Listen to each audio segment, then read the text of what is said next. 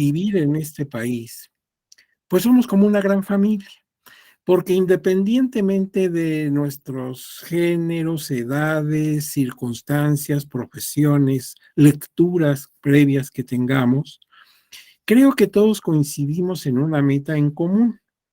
Queremos fortalecer las instituciones democráticas de nuestro país y además contribuir para darle a nuestra población toda, sin límites, sin discriminaciones, mejores estándares de vida.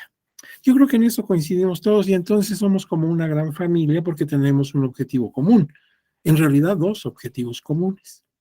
Y entonces, así como cuando ves a un familiar después de muchos años que no lo veías, lo ves con esa empatía, con esos recuerdos de otros tiempos que compartieron experiencias y aventuras muy agradables, pues así veo a ustedes con mucho cariño y mucha empatía, pero también con mucha admiración, porque sé que toda su agenda de su día a día está muy llena de compromisos. Son personas que tienen muchas cosas de que hacerse cargo día con día.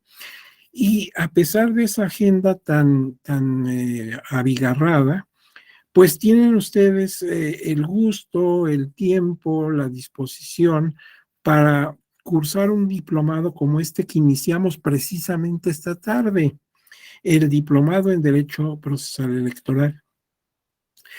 Y eso implica que son ustedes personas con una autodisciplina ejemplar, pero además con un uso racional del tiempo que, pues por eso les admiro. Y yo espero que este diplomado que hoy comenzamos sea para ustedes muy provechoso, les despierte muchas inquietudes, les traiga conocimientos que no tenían y les despierte la inquietud de seguir indagando en estos temas que son inacabables. Antes de comenzar nuestra temática de esta tarde, quiero aprovechar esta tribuna magnífica para públicamente dar las más cumplidas gracias a las y los señores magistrados que integran la Sala Superior del Tribunal Electoral del Poder Judicial de la Federación, así como a la doctora Gabriela Rubalcaba y su grupo de colaboradores y colaboradoras, porque todas han confiado en mí el desarrollar frente a ustedes este tema. Por otra parte, esta presentación que estamos proyectando, pues es para ustedes, es material que se hizo pensando en ustedes. En consecuencia, cuando termine nuestra exposición, porque son 2 días que tenemos asignados para este tema, o sea, este viernes y el próximo lunes. Entonces, cuando termine la exposición del próximo lunes, yo, a través de la amable intervención de las autoridades de la Escuela Judicial Electoral, se los haremos llegar a sus dispositivos, de manera que el material es suyo. Y eso se los digo para efectos de que no hay necesidad de que ustedes escriban algo que les interese o tomen fotografías o cosas de ese tipo. No se estresen porque el material es suyo, ¿sí? Así que pueden estar con toda tranquilidad respecto a los datos que aquí se observen. Y también a lo largo de mi explicación, es posible que surja en ustedes o una pregunta, una duda, una pregunta, o bien un comentario, porque ustedes tienen experiencias también. A muchos de ustedes han trabajado o trabajan en instituciones de tipo electoral, partidos políticos o en los institutos locales o el federal, en fin, pues a lo mejor tienen un comentario que puede enriquecer, que puede ampliar lo que aquí se exponga. Entonces no nos esperemos a la sesión de preguntas y respuestas, que sí la tendremos, pero no se espere, sino que nada más interrumpan con su micrófono. Yo al escucharles les doy la palabra. No importa que interrumpan la clase, para que no se pase el momento de que ustedes puedan exponer, que sea oportuna su pregunta o oportuno su comentario. Dadas esas indicaciones, pues esta es la primera clase de este diplomado en Derecho Procesal Electoral. Y el tema concreto que debo tratar con ustedes es el derecho procesal electoral, precisamente, qué es, cómo estructuramos una definición y su alcance. Y otro tema aparte es la acción procesal electoral. ¿Qué entendemos por acción procesal electoral? ¿Cuál es su naturaleza jurídica y su diferencia con otro tipo de acciones jurídicas? Bueno, eso es lo que vamos a tratar. Son entonces dos temas: derecho procesal electoral y acción procesal electoral. Seguramente esta tarde nada más abordaremos el primero, derecho procesal electoral. Y esto es razonable porque si vamos a empezar a cursar una asignatura, en este caso un diplomado, pues lo típico, lo obvio, es que nos digan de qué se trata. Siempre cuando empiezas un curso de lo que sea, de historia, de biología, de astronomía, de lo que quieras, pues lo primero que te dan es una definición de tu asignatura, es lo primero a tratar. Miren, aquí hay una nota previa en esta presentación. Esta nota, esta advertencia, esta alerta, nos dice que muchas de las láminas que van ustedes a contemplar entre esta tarde y la del próximo lunes se han hecho en gran medida con apoyo de materiales que aporta el doctor Flavio Galván Rivera. Para muchos de ustedes quizás es conocido el doctor Don Flavio porque él ha sido magistrado en el Tribunal Electoral del Poder Judicial de la Federación, incluso presidió el tribunal en algún momento de tiempo atrás. Y además es un académico muy conocido, un profesor universitario de grandes luces. Tiene sus libros, tiene sus artículos, sus publicaciones, y en muchas ocasiones pues ha dado conferencias sobre diversos temas de su especialidad. Pero en caso que no lo conocieran, no lo hubieran observado, no lo recuerden, él va a impartirles algunos temas en este diplomado. Entonces se trata de un jurista pues muy connotado, uno de nuestros orgullos nacionales como académico y como miembro de la judicatura. Entonces hay que dar crédito a quien crédito merece. Muchas de estas láminas están inspiradas en material suyo. Ahora bien, como todo, tenemos que trazarnos un objetivo. El que no sabe a dónde va, pues no sabe si ya llegó. Entonces vamos a tener un objetivo. Mira, dice aquí, al concluir el estudio de esta unidad, que eso será el lunes, en este diplomado de Derecho Procesal Electoral, las personas participantes, o sea, ustedes, cada uno, conocerán una definición razonada de derecho procesal electoral.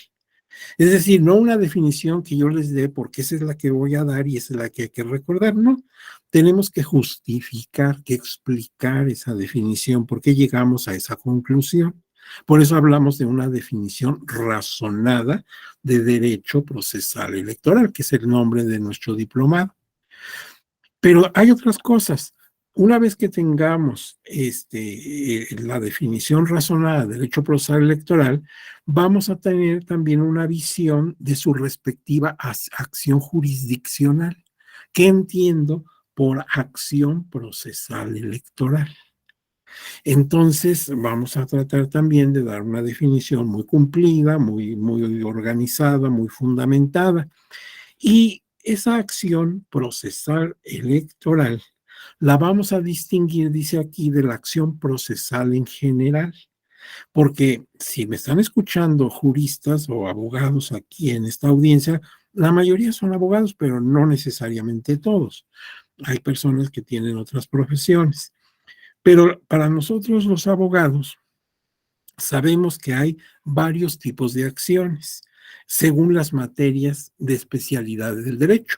Así hay acciones en materia civil, en materia penal, en materia laboral, y etcétera, etcétera. ¿Sí? Y entre ellas, claro, en materia electoral. Entonces vamos a distinguir la acción procesal electoral de otras acciones en otras áreas del derecho y sobre todo de la acción constitucional. Vamos a ver cuáles son esas acciones constitucionales del derecho procesal constitucional y las vamos a distinguir del electoral. Eso es lo que queremos lograr entre la clase de ahora y la del próximo lunes. Ahora, si ese es son nuestros objetivos, como ves, es un objetivo muy amplio que abarca varios subobjetivos, por decirlo de alguna manera. Entonces yo les propongo este temario. Primero una introducción para que empecemos a ubicarnos, a poner los puntos sobre las íes, a centrar el campo de acción que queremos lograr. Y luego, bueno, pues tienes estos temas ya de fondo. El derecho procesal electoral, su definición, que ya sabemos tiene que ser razonada, justificada, y el alcance de esa definición, que es lo que abarca el derecho procesal electoral. La naturaleza jurídica, cuando los abogados hablamos de naturaleza jurídica, queremos decir cómo es, ¿sí? O sea, cómo está constituido, qué función cumple, etcétera. Y luego vamos a distinguir en el punto 3 de este temario 4 palabras, 4 vocablos que en el lenguaje de las personas que no están necesariamente involucradas en el derecho pareciera como sinónimos, pero no lo son. Proceso, procedimiento, litigio y juicio. Para las personas que no son abogados podría parecer lo mismo. Tal vez incluso en algunos diccionarios no muy profundos, sino de divulgación, te encuentres como sinónimos, pero no lo son. Y si te vas a meter al campo del derecho procesal electoral, algo ya tan especializado, sí conviene que tengamos bien clara la diferencia entre proceso, procedimiento, litigio y juicio. El punto 4 es la acción procesal en general, que puede ser acción procesal en muchas materias, como te decía, civil, mercantil, penal, fiscal. O sea, cuando tú defiendes un derecho ante autoridad jurisdiccional, ante un juez, entonces estás ante una acción procesal, pero puede ser de diversa materia, todo depende de lo que tú estés defendiendo. Por otro lado, tienes la acción procesal electoral, concretamente la que nos interesa para el derecho procesal electoral. Vamos a definirla, vamos a ver su naturaleza jurídica. Y luego vamos a ver la acción constitucional. Y que nos quede muy claro para que no nos confundamos, ¿sí? Porque como también en la Constitución hay aspectos políticos, podríamos confundir la acción constitucional con la acción electoral. Pero no nos va a pasar eso porque vamos a procurar definirla con toda claridad. Son dos cosas muy importantes, pero diferentes. Y precisamente el punto 7 se refiere a la diferencia entre acción procesal electoral y acción constitucional. Y luego sacaremos algunas conclusiones. Esas son muy subjetivas, porque son mis conclusiones. A lo mejor concuerdas conmigo en todo o en parte, o a lo mejor en ninguna, y tú sacas tus propias conclusiones, porque finalmente son subjetivas. Cada quien habla de las cosas según las apreció. Vamos a ver si coincidimos en las conclusiones y con eso cerraremos nuestra exposición. Pues este es el temario. Vamos entonces a entrar en materia. Miren, como les decía yo, al iniciar el estudio de cualquier asignatura, la que tú me digas, desde la que estudiabas en la primaria, secundaria, y hasta la que estudiaste en tu carrera profesional, y pues este diplomado no es la excepción, lo que se pretende primero es dar una definición de la materia que estemos tratando. Y sobre todo esa definición nos sirve para tener clara el campo de acción, el campo de desarrollo de tu tema. Entonces, es lo que queremos hacer, tener una definición de derecho procesal electoral y saber cuáles son los temas que están dentro de esa temática. Es decir, cuáles son los temas que vas a tratar en todo tu diplomado y por qué hay un hilo conductor, como en las cuentas de un rosario, que va juntándose en un hilo que las une a todas. Tú en este diplomado vas a tener muchos temas, se va a hablar de muchas cosas, pero todas tienen algo en común, son de la misma materia. Por eso sirve saber qué es lo que vamos a estudiar. Ahora, si yo me voy a la lógica, la lógica tú te acuerdas que es una parte de la filosofía. La filosofía tiene pues muchas partes, muchas especialidades, epistemología, ética, ¿sí? Lógica, pues lógica es una de sus partes. Y la lógica nos enseña las reglas del pensamiento coherente. Es el mundo del silogismo, es el mundo de la no contradicción, etcétera. Entonces, si yo me voy a la lógica, me encuentro que ahí se establece desde los tiempos de Aristóteles, aquel sabio griego, Aristóteles, que precisamente fundó la lógica en su tiempo, por eso es el padre de la lógica, pues ya Aristóteles recomienda que para definir lo que tú quieras, debes dar de lo que quieres definir dos elementos, el género próximo y la diferencia específica, sea lo que sea que quieras definir. En este caso, lo que queremos hacer es definir el derecho procesal electoral. Pues muy sencillo, dice la lógica, dame el género próximo y la diferencia específica. Pero, ¿qué entiendo por cada una de estas cosas, de cada uno de estos elementos? Mira, el género próximo, me permito recordarte porque seguramente en tus clases de lógica que tuviste en el bachillerato, preparatoria o como le hayas llamado a esa parte de tu educación escolar, pues seguramente lo viste. Lo que sucede es que como te dedicas a otras cosas, pues a lo mejor ahorita no lo tienes tan fresco y te costaría un poquito recordarlo. Por eso me permito recordártelo. Género próximo es la parte de la universalidad a la que pertenece el objeto que queremos definir. O sea, frente a todo lo que hay un sector donde está lo que tú quieres definir.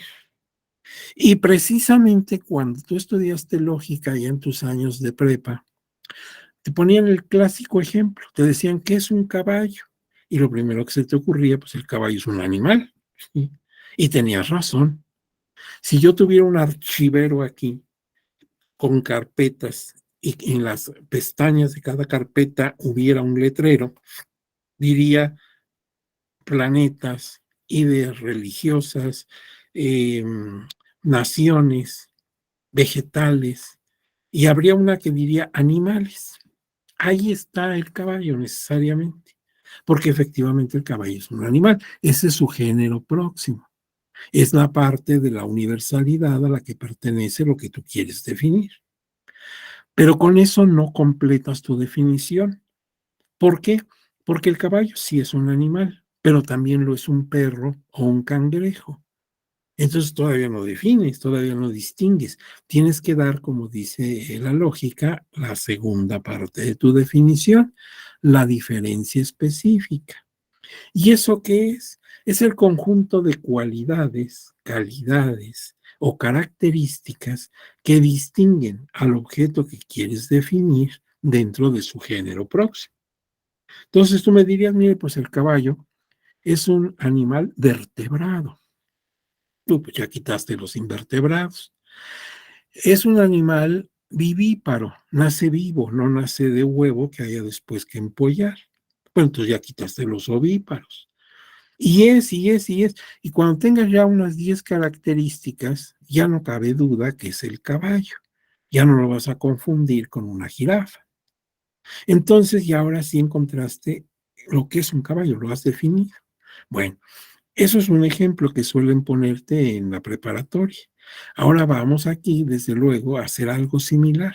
Vamos a dar una definición, como es razonada, de derecho procesal electoral, pues vamos a tener que dar su género próximo y luego su diferencia específica, para que no nos confundamos con otras cosas que pudieran parecerse. De la misma manera, siguiendo las reglas de la lógica, de ir de lo más a lo menos, o de otra manera dicha, de lo general a lo particular, vamos a hacer dos cadenas de conocimientos o de conceptos, que estas dos cadenas se relacionan cada una entre sí. Mira, por ejemplo, nuestra primera cadena será decir, ¿qué es el derecho? El derecho a secas. Y claro, si aquí hay abogados, pues es una pregunta elemental, ¿qué es el derecho? Pues tú cultivas el derecho. ¿Y qué es el derecho? Bueno, ya que tengamos lo que es derecho, hablaremos del derecho electoral, ¿sí? Bueno, ya tenemos ahí una cadenita. Yo primero explico el género y luego la especie. Entonces, primero derecho y luego derecho electoral. Y en la otra cadenita, por eso están separadas, voy a ver qué entiendo por derecho procesal y de ahí derivado procesal electoral, porque hay procesal civil, procesal penal, procesal laboral, bueno, pero lo que me interesa es el procesal electoral. Aquí estoy siguiendo también regla de la lógica, voy de lo más amplio a lo más detallado, ¿sí? Bueno, eso lo vamos a hacer, acuérdate que eso es una introducción, todavía no lo hacemos. Ahora bien, de esta manera se llegará a tener una definición razonada de nuestra asignatura en este diplomado, porque así se llama el diplomado, decíamos, Derecho Procesal Electoral, determinando su objeto de estudio y en consecuencia la trascendencia que tiene su conocimiento y aplicación. Entonces aquí, al dar la definición, vamos a vislumbrar todo lo que abarca, ¿sí? Como si nos hubiéramos subido a un helicóptero y viéramos desde ahí la ciudad. Tendríamos una visión que no la tenemos allá abajo. Cuando andamos en las calles y avenidas, no tenemos esa visión. Desde arriba la ciudad se ve muy diferente y abarca toda la extensión de la ciudad. Te puedes dar cuenta qué extensa es, te puedes dar cuenta la configuración de sus colonias y demás. Pues así un poquito vamos a hacer aquí. Al dar una definición razonada, tendremos oportunidad de ver todo lo que abarca. Esto con el objeto de que a partir de la siguiente temática, la que va a impartir otro profesor, pues ya lo verás en detalle. De cada cosa la irás viendo en detalle. Ahora bien, posteriormente se procederá a diferenciar los términos jurídicos de proceso, procedimiento, litigio y juicio, como dijimos, que son palabras que a veces se confunden. La gente que no es abogada da como sinónimos proceso, procedimiento, litigio y juicio. Pero nosotros sabemos que son cosas diferentes. Están relacionadas, pero son diferentes. Como están relacionados tus 5 dedos en una misma mano, cada uno cumple una función distinta, pero cada dedo tiene eso, una función distinta, diferente configuración. Entonces, todos son dedos de tu mano, todos los necesitas, pero son diferentes órganos. Pues, sin embargo, están unidos en un solo lugar de tu cuerpo, en tu mano. Ahora bien, vamos a analizar también la naturaleza jurídica, la acción procesal, como el acto inicial de un proceso judicial. Un proceso se inicia precisamente con la acción, el derecho de acción que se materializa, por ejemplo, en la demanda. ¿Sí? Estoy hablando, por ejemplo, de proceso civil, así como las características que tiene dicha acción en el proceso litigioso en materia electoral y su diferencia, no se te olvide, con la acción constitucional. El programa nos pide que hagamos esa diferenciación entre acción en materia electoral y la acción constitucional. Ahora bien, pues dejamos atrás la introducción y vamos a ver qué es derecho. Te digo, para las personas que son abogados y están aquí en esta audiencia, dirán, oiga, pues es una idea elemental, pues es mi carrera, derecho. Pero fíjate que yo observo que la palabra derecho, como una de sus acepciones, el derecho es la ciencia humanística que estudia las normas, instituciones, procedimientos y principios que regulan coercitivamente a la sociedad en una época y lugar determinado, tanto en su aspecto teórico como en su área específica de aplicación. Esta no es la única definición de derecho. Estamos tomando esta así como un primer escalón donde apoyarnos. El derecho, con esa palabra yo defino un área del conocimiento.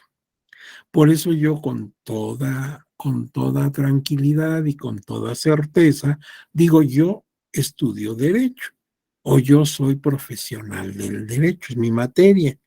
Como el médico dice, pues yo cultivo la ciencia de la medicina. Entonces, la palabra derecho en principio, vamos a ver otras acepciones, es una ciencia humanística o social. No es una ciencia natural, no es una ciencia exacta, sino pertenece al campo de las humanidades, estudia lo humano, en este caso concretándonos a las normas. Claro, no cualquier tipo de norma, sino ciertas características tiene la norma jurídica. Las instituciones y los procedimientos y principios que regulan, dice coercitivamente, porque si hay una característica importante en el derecho es su coercibilidad, se impone sobre la voluntad particular. ¿Por qué? Porque está apoyada con la fuerza del Estado, de manera que la norma se impone, es coercitiva. Y por otro lado dice que pues va a regular a una sociedad en un tiempo y lugar determinado. Efectivamente, México tiene su derecho y la República del Perú el suyo y la República de Tailandia el suyo. Si todos tenemos un derecho y también una época, así hay derechos que ya son históricos, como el derecho azteca, ¿sí? Fue, pero ya no es, ya no se aplica. O el derecho mesopotámico, se aplicó en Mesopotamia siglos antes de Cristo, y es un derecho histórico. Y otros, en cambio, pues están directamente relacionados hoy día, se aplican. La palabra derecho deriva del latín directum, que a su vez deviene del sánscrito, que era un idioma muy antiguo, fue de los primeros idiomas de la humanidad, del sánscrito ius, que significa recto, que no se aparta del camino correcto. El derecho es un área del saber humano y se constituye en fenómeno único y específico, pero por razones de especialización se divide en tres grandes sectores: derecho público, derecho privado y derecho social, los que a su vez se constituyen en varias especialidades. Mira, el derecho es un solo fenómeno, nada más que como como necesitamos especializarnos, porque no es posible que una persona, por muy estudioso que sea, por muy conocedor que sea del derecho, pues pueda abarcar todas las áreas de especialización. Es decir, no puede ser penalista, fiscalista, mercantilista, etcétera, etcétera, todo a la vez. Entonces, precisamente por especialidades, el derecho se divide siendo un solo fenómeno. Y la primera división, que viene desde la época de los romanos, al menos en dos de sus partes, derecho público y derecho privado, el derecho público es el derecho que atañe a la estructura y facultades de los órganos de gobierno. Y el derecho privado es el que regula las relaciones entre particulares. Por ejemplo, si yo celebro contigo un contrato de arrendamiento. A últimas fechas, o sea, a fines del siglo XIX, principios del XX, se creó otra área del derecho, el derecho social, para hablar de aquellos derechos o aquellas especialidades que reivindican las prerrogativas y derechos que tienen ciertos grupos tradicionalmente marginados, como los trabajadores, los campesinos, etcétera. Entonces surgió el derecho social. Eso no lo tenían los romanos, claro. Esto es creación contemporánea. Y entonces haz de cuenta que tuvieras tres cajas. Una diría derecho público, otra diría derecho privado y otro diría derecho social. Y a su vez, en cada caja vamos metiendo especialidades. Pues, ¿dónde meto, por ejemplo, el derecho civil? Ah, pues en derecho privado. ¿Dónde coloco, por ejemplo, derecho fiscal? Ah, pues en derecho público. ¿Dónde coloco derecho de la seguridad social?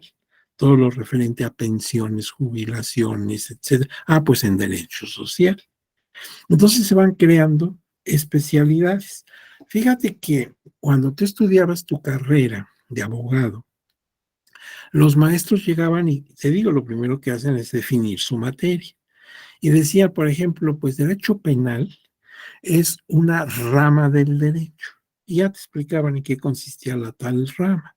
Y al rato llegaba el de civil y te decía lo mismo. Derecho civil es una rama del derecho que se dedica a esto y lo otro. Todos hablaban de ramas. Y es que se hace un lenguaje metafórico, o sea, simbólico. Haz de cuenta que el derecho fuera un árbol enorme, pero va teniendo sus ramas. Unas son muy gruesas porque son muy antiguas. Otros son retoñitos que apenas empiezan a crecer. Entonces, si yo hablo así en ese lenguaje figurado, poético, entonces me voy a figurar lo siguiente. Derecho penal, por ejemplo, es una rama de las grandotas, de las gruesas, porque desde la antigüedad lo primero que hicieron los pueblos fue regular de establecer qué conductas consideraba como ilícitas, como delitos, y cuáles iban a ser sus sanciones. Pena de muerte, destierro, lo que tú quieras. Entonces, lo primero que hicieron los pueblos fue determinar delitos y penas. Por eso el derecho penal, pues es una rama gruesísima, tiene siglos. En cambio, si yo hablo de derecho cibernético, pues hasta que aparecieron esos aparatitos, ¿verdad? Antes no había derecho cibernético, entonces ahí es un retoñito que empieza a crecer. Bueno, está bonito el mensaje, ¿no? Son ramas, pero yo en lo particular les confieso que no uso esa terminología. ¿Por qué? Porque si bien es poética, pues no da la dimensión, la seriedad a nuestro estudio. Nosotros los abogados no nos andamos por las ramas, somos especialistas. De los médicos cómo se dan tono. Ellos dicen cardiología, oncología, lo que quieras, como especialidades médicas, así lo dicen en su hospital, hospital de especialidades médicas. Y entonces el cardiólogo pues es un especialista, lo mismo que el pediatra o el ginecólogo, ¿sí? Bueno, pues nosotros también somos especialistas. Ustedes van a ser especialistas en derecho electoral. Y no cualquiera, ¿eh? No creas que hay legiones de personas que se dediquen al derecho electoral. Eso te puede parecer pues muy vanidoso, pero ¿qué crees? Es la verdad. Igual que el cardiólogo, no es cualquier médico, es un especialista. Y si tú dices, ay, pero qué presumido, pues tiene de qué presumir, no cualquiera es cardiólogo, yo no soy cardiólogo, por ejemplo. Entonces, cuando me siento mal, tengo que ir con él. Así que tú vas a ser especialista. Por eso yo prefiero hablar de especialidades. Pero, pues sí sabemos que hay personas que les gusta manejarse con este lenguaje metafórico de las ramas. Y no están diciendo algo impropio, obviamente que no. Ahora bien, pero en la palabra derecho, como lo observaste en la lámina anterior, la palabra derecho pues puede tener uso en distintas asignaturas y en distintos temas del saber. Por ejemplo, derecho puede ser algo recto, ¿sí? Voy derecho y no me quito, decías de niño, ¿verdad? Cuando jugabas con los amiguitos. Pues quiere decir que vas en línea recta. Si usted sigue por aquí derecho, llega al pueblito, o sea, es dirección. Pero ya en el campo restringido del derecho, como tú lo sabes muy bien, lo supiste en la licenciatura y lo manejaste, la palabra derecho en el campo jurídico tiene tres posibles acepciones. Como ciencia humanística, como lo definimos al principio, hace dos láminas atrás, como una ciencia humana o humanística o social. Una ciencia humanística, es decir, el estudio del fenómeno jurídico en lo general y dividido en áreas de especialización, porque el derecho es uno solo, pero, como decíamos, se divide por especialidades, derecho fiscal, agrario, mercantil. Esa es una acepción como ciencia. Otra como un conjunto de reglas de conducta, de normas que deben tener cierta característica, son imperoatributivas. O sea, por un lado nos imponen derechos, nos imponen obligaciones y por otra nos atribuyen derechos. Entonces, es la norma como regla de conducta con ciertas características especiales que la distinguen de otro tipo de normas. como las del trato social o las normas religiosas, etcétera.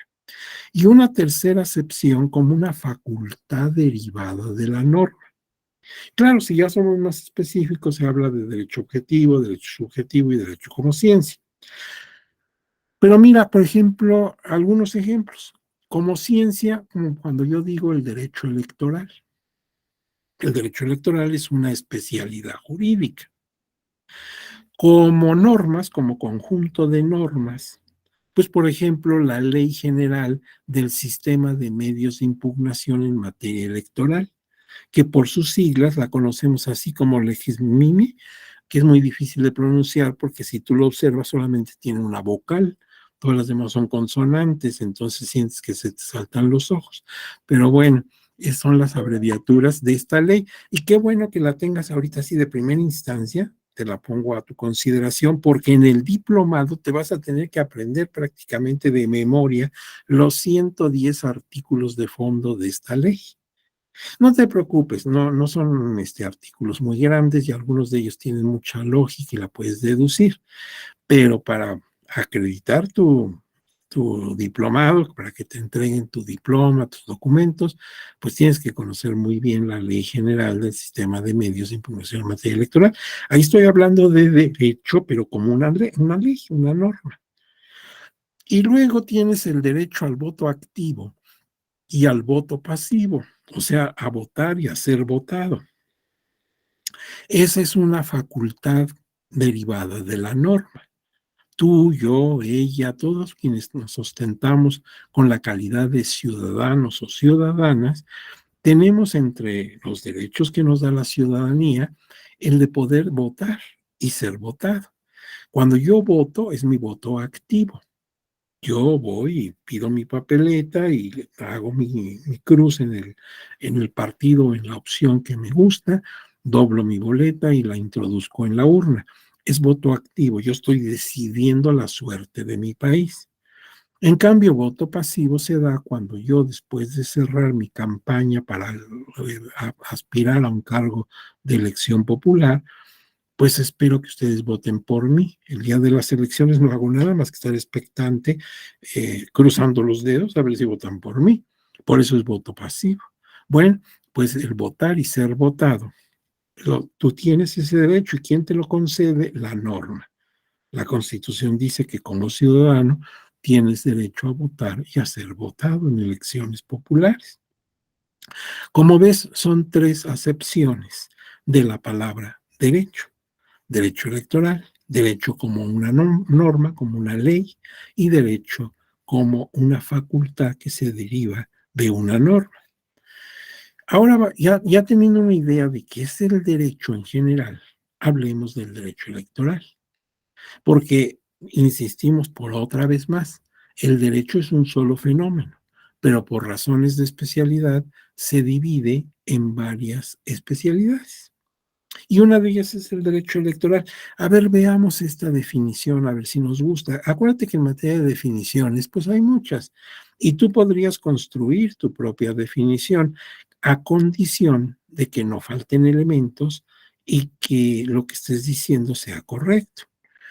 Es una especialidad o asignatura jurídica que estudia las normas, instituciones, procedimientos administrativos y principios filosófico-jurídicos que regulan el ejercicio de los entes o sujetos que constitucional y legalmente tienen acceso a un conjunto de prerrogativas y obligaciones relacionadas con el ejercicio de participar activa o pasivamente en la vida democrática del país, así como de todos aquellos actos que puedan estar vinculados directa o indirectamente con dicho ejercicio. Es una definición larguísima. Qué bueno que no vas a tener un examen, porque pues, aprenderte todo esto como que sí sería medio complicadito. Pero no vas a hacer un examen, sino que creo que vas a hacer un ensayo, algo así, para acreditar tu diplomado, pues de la que te salvaste, porque imagínate nada más recordar todo esto. Pero mira, Así como lo ves de largo, un párrafo muy, muy amplio, todo lo que está aquí tiene su explicación. A ver, primero veamos si esta definición cumple con lo que nos dijo la ética. ¿Te acuerdas que hay que dar género próximo y diferencia específica? En esta definición, el género próximo de derecho electoral se da cuando dice, es una especialidad o asignatura jurídica. Entonces, el derecho electoral no es una idea religiosa, no es un país, no es una escuela de pintura, no es un animal, no. El derecho electoral es una especialidad o asignatura jurídica. Ese es su género próximo. En mi archivero que te decía, lo abro, están las carpetas y digo religiones, no, esto no es, ideas filosóficas, esto no es, animales, no. Cuando dice especialidades jurídicas, ahí hay que sacar esa carpeta, ahí está el derecho electoral. Pero el derecho electoral no es la única especialidad del derecho. El derecho fiscal, el agrario, el mercantil o el espacial también son especialidades jurídicas. Entonces estoy como el caballo. El caballo es un animal, pues sí, pero no es el único. Hay que dar la diferencia específica. Entonces, en esta definición, hasta donde dice especialidad o asignatura jurídica, pues ese es el género próximo. Ujú. Ahora, todo lo que dice después, que estudia las, hasta donde termina que dice con dicho ejercicio, todo eso, esa es la diferencia específica, porque si lees todo eso, únicamente lo hace el derecho electoral. Ya no lo puedes confundir con derecho penal o con derecho fiscal. Esas especialidades son muy importantes, pero tienen otro objeto de estudio. Cuando se hace todas estas cosas que dice ahí, solamente el derecho electoral. Entonces ahora sí ya no lo confundes. Pero vamos a ver cuál es la diferencia, las diferencias específicas. Mira, estudia normas. Pues ya sabes, una de ellas, la Ley General del Sistema de Medios de Impugnación en materia electoral, una de ellas, no es la única. También la Ley General de Instituciones y Procedimientos Electorales, la Constitución en sus artículos correspondientes, etcétera. Entonces, estudia normas. También instituciones. Las instituciones jurídicas son creaciones del derecho que han surgido para satisfacer una necesidad colectiva. En el caso que nos ocupa, por ejemplo, el Instituto Nacional Electoral es una institución muy compleja. Si tú te has asomado a la estructura del INE, es verdaderamente de miedo ver todo lo que tienen en estructuras, en órganos, y te puedes confundir fácilmente, y al nivel federal y al nivel local, o sea, por entidad federativa y al nivel municipal. Bueno, es un mundo. Y es apenas una institución. Por ejemplo, la otra es el Tribunal Electoral del Poder Judicial de la Federación, los OPLES, los tribunales locales. Bueno, todas esas son instituciones que tienen que ver con el derecho electoral. También procedimientos administrativos, o sea, lo que hace el instituto para que tú y yo podamos votar y que nuestro voto cuente, el famoso voto efectivo que luchaba don Francisco y Madero en su tiempo, el sufragio efectivo, o sea, que tenga trascendencia, que cuente, que impacte, pues ese sueño del apóstol Madero se puede hacer realidad mediante una serie de procedimientos para llevar a cabo las elecciones y todo lo que eso conlleva. Por eso hablamos de procedimientos administrativos, porque el INE es una institución de carácter administrativo. Y principios filosófico-jurídicos. Si yo voy al artículo 41 de la Constitución, ahí establece cuáles son los principios que rigen la función electoral. Por ejemplo, máxima transparencia, ¿sí? El respeto irrestricto a los derechos de las mujeres, por ejemplo, objetividad, autonomía, etcétera. Esos son principios de carácter filosófico jurídico. Y luego dice que regulan todas estas, las normas, las instituciones, los procedimientos y los principios, regulan el ejercicio de los entes o sujetos. Ente es un ser, como un partido político, por ejemplo, o una coalición. Y los sujetos como tú o yo, como ciudadanos o ciudadanas, que constitucional y legalmente, o sea, nuestros derechos como ciudadanos están primero en la Constitución y luego en las leyes correspondientes o reglamentarias, que consiste en tener acceso a un conjunto de prerrogativas, de privilegios como votar, ser votado, y también de obligaciones. El voto incluso es un derecho y una obligación, como tú sabes. Es un derecho porque pues tú puedes impactar en la vida democrática del país, en sus decisiones, como cuando votas en las consultas populares o en la revocación de mandato. Pero también, pues es una obligación. ¿Por qué? Porque tu voto lo necesitamos. En el sentido que tú quieras votar, esa es tu libertad, tú vota en el sentido que quieras, pero debes acudir a las urnas. Y la Constitución te lo marca como derecho y como obligación. Entonces, pues por eso está hablando de que la Constitución y las leyes nos dan una serie de prerrogativas y obligaciones relacionadas con el ejercicio de participar activa o pasivamente, porque si actúas como ciudadano es activo, tú decides con tu voto. Si acudes como candidato o candidata, pues es pasivo, porque estás esperando que votemos por ti. Tú ya hiciste tu campaña, ya hiciste tu propuesta, ya nos diste a conocer tu plataforma política. Y el día de la elección, pues confías en que nosotros votemos por ti. Por eso habla de activa o pasiva. En la vida democrática del país, así como en todos aquellos actos que puedan estar vinculados directo o indirectamente con dicho ejercicio. ¿Por qué? Y esto lo vamos a ver tal vez hoy o el próximo lunes más adelante, porque hay cosas que no son precisamente electorales, pero están relacionadas con ello. Por ejemplo, fíjate que es sabido algo que lamentablemente ocurre, y no es un secreto, no estoy descubriendo algo que nadie sabe.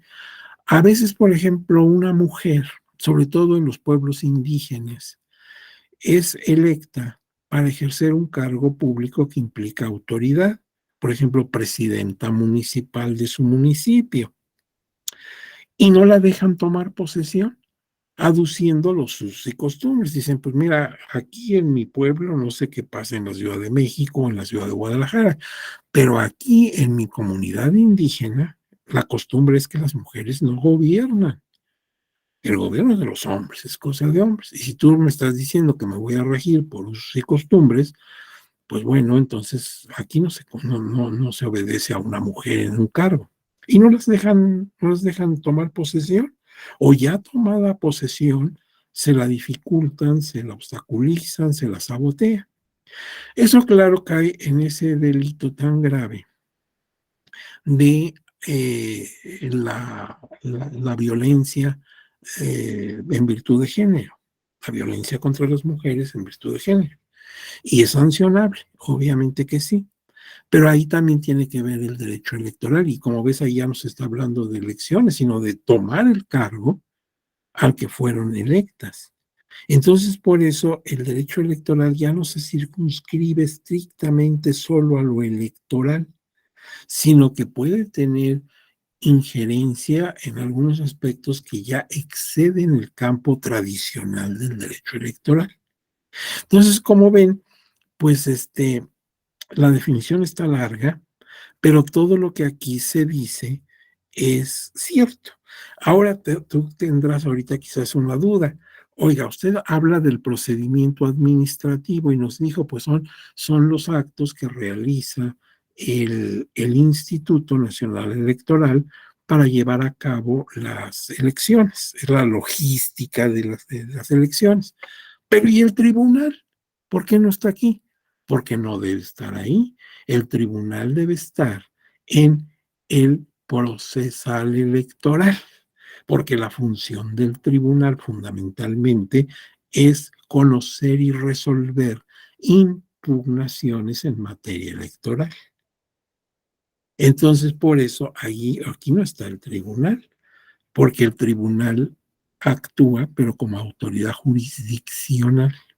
Y por eso ustedes en este diplomado, tú a lo mejor ya lo viste porque tienes el programa, se te dio en la convocatoria, tuviste todas las clases que vas a tener, y entonces te habrás dado cuenta que hay una o dos sesiones que se dedican nada más al estudio del tribunal. Cuáles son sus atribuciones, organización interna, qué hacen las salas, qué atribuciones tiene la sala superior, todo eso, todo, vida y milagros del tribunal, los vas a conocer en este diploma. Pues sí, entonces en derecho electoral no cabe propiamente meterse con el tribunal. Se hace referencia a él, pero el estudio a fondo de lo que hace el tribunal, pues se hace precisamente en el diplomado, por ejemplo, del derecho procesal electoral. Ahora bien, esta especialidad jurídica, el derecho electoral, se desprendió de constitucional y de administrativo hacia finales de la década de los años 70. Fíjate que cuando yo estudié mi carrera, claro, tú podrás decir, uy, eso fue antes de Cristo, maestro, pero bueno, un día fui estudiante de Derecho. Y cuando yo estudié mi carrera, igual que tú, y yo lo electoral no lo tenía como una materia exclusiva, o sea, una materia sola, derecho electoral, no. Nosotros estudiábamos en aquella época todo el asunto de lo electoral, pero como parte del derecho constitucional o del derecho administrativo. Porque en el tiempo que te hablo, no existían instituciones específicas autónomas para llevar a cabo las elecciones. Era, por ejemplo, la Comisión Nacional Electoral, que era un órgano de la Secretaría de Gobernación. Entonces, en la Constitución sí nos hablaban de las elecciones, porque en la Constitución estaba el llevar a cabo elecciones en forma periódica, etcétera. Entonces, los maestros de constitucional te explicaban todo el fenómeno electoral. Y luego en derecho administrativo, donde estudian los órganos de la administración pública, pues estudiábamos la Secretaría de Gobernación y ahí como un órgano de la Secretaría, la Comisión Nacional Electoral.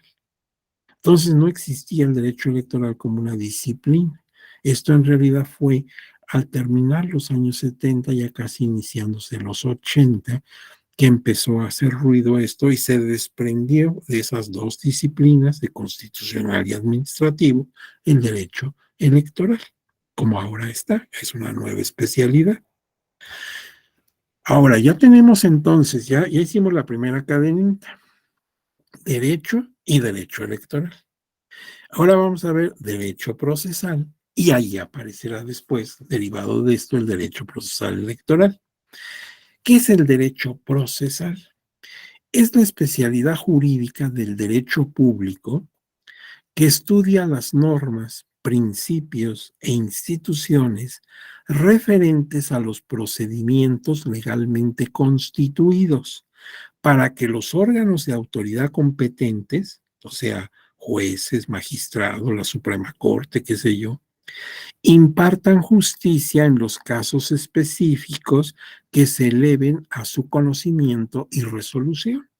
Cuando la gente quiere justicia en materia penal, fiscal, agraria, mercantil, civil, la que quieras, pues tiene que allegarse al órgano de justicia, el juez, o por ejemplo un juez de distrito, o un tribunal, o la Suprema Corte.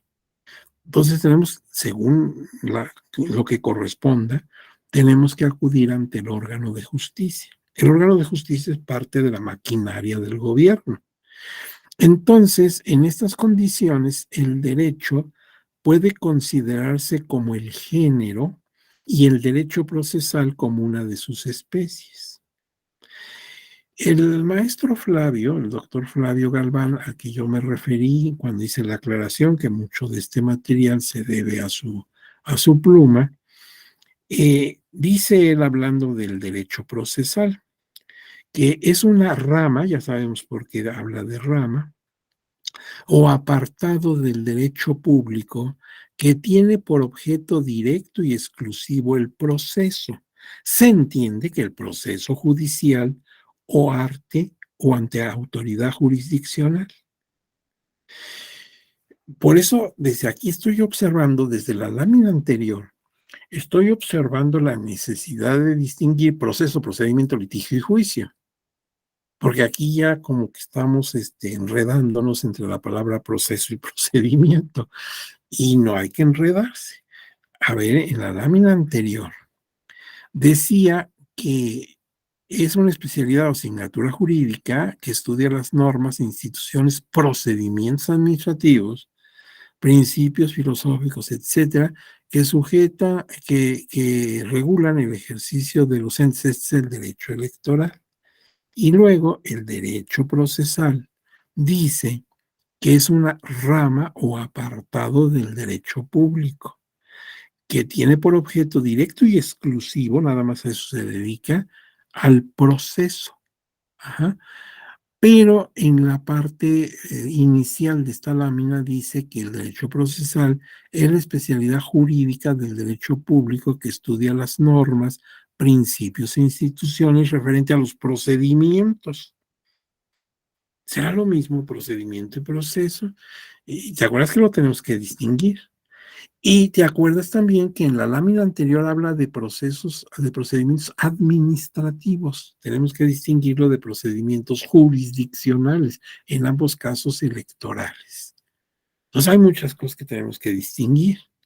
Así que si pensabas que ya estábamos por terminar, no, todavía nos faltan como 3 horas. Creo que me dijeron que puedo estar con ustedes hasta las 11 de la noche. Yo encantado, ¿eh?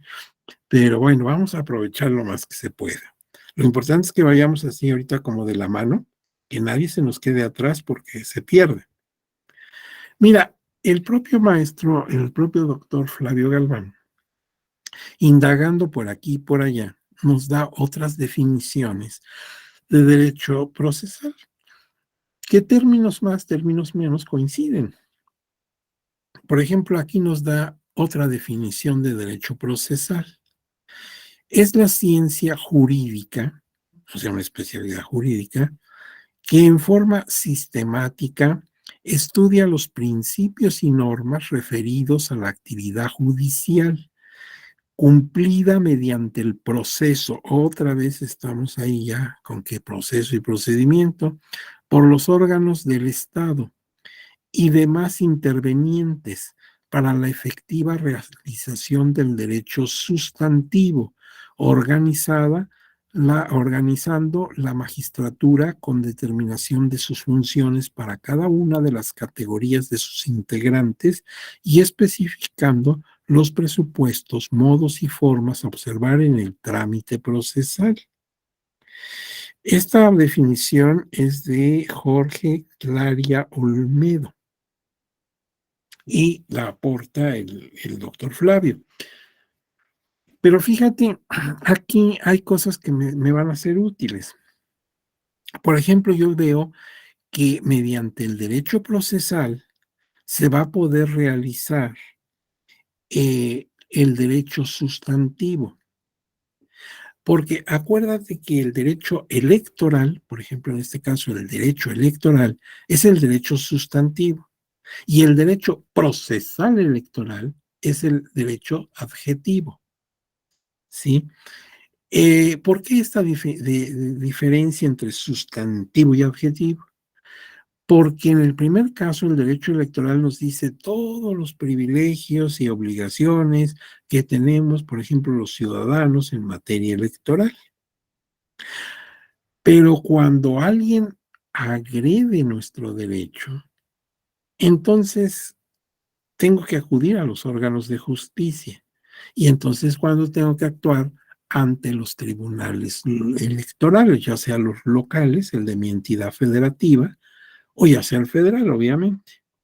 Y entonces ese es el derecho adjetivo, el que ya implica la aplicación del derecho sustantivo. O sea, el derecho sustantivo es un derecho declarativo y el derecho adjetivo es un derecho aplicativo, por decirlo de otra manera.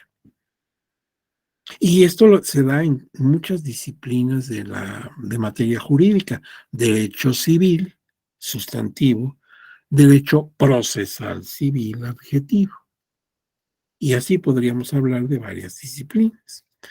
El propio doctor Flavio nos da otra definición, por si no teníamos definiciones, ahí te van varias. Ahora él ve otra teoría, otra idea de Aldo Bacre, otro autor. Dice, es una rama del derecho, está hablando metafóricamente, que tiene por fin analizar la actividad que desarrolla el órgano jurisdiccional, los auxiliares, partes y terceros en la necesidad de alcanzar la creación de una norma particular a través de la sentencia que ponga fin al litigio y logre la paz social. Pues sí, en lugar de pedir nuestro derecho a balazos, ¿verdad? Esgrimir nuestras diferencias a trompones y tortazos, pues es más civilizado ir con un juez, llevando pruebas, llevando documentos, etcétera. ¿Y por qué dice la creación de una norma particular? Porque cuando el juez sentencie, nos va a ordenar que hagamos esto o aquello. ¿Quiénes? Nosotros, los que fuimos al proceso. Para nosotros es eso, no para los demás. Entonces, nada más los implicados, los vinculados al proceso. Y fíjate que habla de cómo se desarrollan estas actividades ante el órgano jurisdiccional. Por eso, en este diplomado, por ahí de la segunda, tercera clase, creo, vas a tener el estudio del tribunal, cómo está organizado, por ejemplo, el Tribunal Electoral del Poder Judicial de la Federación, sus salas, la superior y las regionales, las facultades de cada sala, etcétera. Vas a conocer la estructura y funciones del tribunal y está muy bien colocado ese tema en esta temática del derecho procesal electoral. Ahora bien, una definición más, creo que es la última, no te preocupes, no nos vamos a pasar la noche viendo definiciones, pero para que veas que pues se pueden dar muchos puntos de vista. Ninguna de estas contradice a la anterior, solamente que cada quien resalta algún aspecto. En este caso es de Rafael de Pina y de José Castillo Larrañaga. Entonces, estos autores tienen esta definición. La expresión derecho procesal tiene dos significaciones distintas, aunque íntimamente relacionadas. Una al derecho procesal positivo o conjunto de normas jurídicas procesales. La otra al derecho procesal científico o rama de la enciclopedia jurídica que tiene por objeto el estudio de la función jurisdiccional de sus órganos y de su ejercicio. Y la otra definición dice, el derecho procesal define y delimita la función jurisdiccional, establece los órganos adecuados para su ejercicio y señala el procedimiento o rito procesal. Fíjate qué curioso, rito, porque rito yo lo entiendo como algo eclesial, como algo religioso. La misa cristiana, pues es un rito. Se tienen que decir ciertas palabras, desarrollar ciertos actos que hace el sacerdote. Pero rito en materia jurídica, pues sí, sí, porque hay una serie de pasos que son de solemnidad o son de rutina que hay que seguir, ¿sí? Ver el formato de las demandas o de las sentencias, pues es el mismo formato, son palabras ya así muy estructuradas, etcétera. O sea, a tanto se está resolviendo que se forma ya un formato, un formato. Nosotros en México le llamamos a veces machote, ¿verdad? Un machote que ya nada más se le coloca en los espacios los datos del caso concreto. Pues sí, cada quien tiene su manera de expresarse, porque para mí machote, pues es una persona grandota, alta, muy fornido, ¿verdad? Un gorilón. Pero bueno, así le dicen a veces en algunos lugares del país, un machote, que ya está estructurado, incluso lo tienes en tu pantalla, ya está el formato de una sentencia, y ya nada más vas colocando los datos específicos del caso que estás tratando. Ahora bien, vamos a dar una definición de derecho procesal electoral. porque hasta ahorita hemos hablado de derecho procesal. Esta definición de derecho procesal, decimos que es una definición dependiente. Ahorita vas a ver por qué es dependiente. Todavía no es la definición razonada. Dice, es el conjunto de normas. Ya sabes, por ejemplo, la Ley General del Sistema de Medios de Impugnación en materia electoral. No es la única que rige al proceso jurisdiccional electoral, pero es la más importante, tal vez, ya en materia de aplicación. Entonces, es el conjunto de normas, de instituciones. Por ejemplo, el Tribunal Electoral del Poder Judicial de la Federación, los tribunales locales, procedimientos. Efectivamente, tú vas a ver aquí distintos juicios y recursos que se van a estudiar en este diplomado. El juicio para la protección de los derechos político-electorales del ciudadano, el juicio de revisión constitucional electoral, el recurso de reconsideración, etcétera, etcétera. Esto lo vas a estudiar aquí. Entonces son varias vías, ¿sí? O procedimientos para impugnar. Todo depende de lo que quieras impugnar. No es lo mismo que quieras impugnar, que el instituto no te quiere extender tu credencial para votar con fotografía, a que lo que estés impugnando es los resultados de la elección de diputado en el tal distrito federal electoral. Pues son cosas muy graves, todo tiene que ser resuelto, pero son cosas muy distintas. Por eso hay varias vías impugnativas, esos son los procedimientos.